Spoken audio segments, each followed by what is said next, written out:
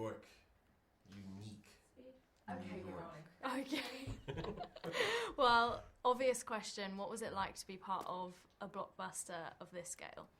Blockbusters are the way to go. I'm gonna just let everybody know it's super cool to do a blockbuster, and it's even cooler that it gets to be Godzilla. I grew up with Godzilla as a kid, and to have your childhood meet with your adulthood, and you get to get money from it. It's a beautiful thing, and it's an honor. They don't give 30 films to just anything. You know, it's 60 plus years. You know, his legend it has stood the test of time, and to be a part of it is something nobody will be able to take away from me. When they list Godzilla's films, they will have to mention King of the Monsters, and I'll know I had a part in that. And you've said before that you have 5 heroes in life. I think it's 5. Yeah. And he's one of them. Yeah. Why?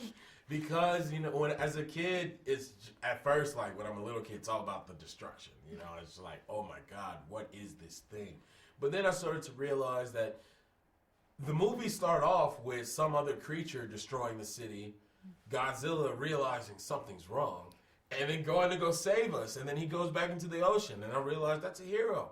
You know, he comes, he's the biggest, baddest, last hope we got. And as a kid, that's something you just hold on to. So Godzilla's he's just always been a part of my life. How could I not include him when they asked me to list my heroes?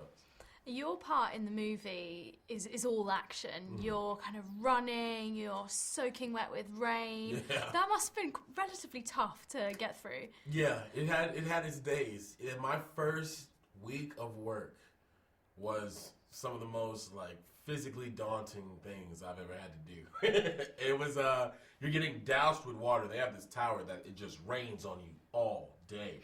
And then they have this fan that blows wind 100 miles per hour. And they only have one dry suit for you. And now when that's wet, now they're just trying to warm them.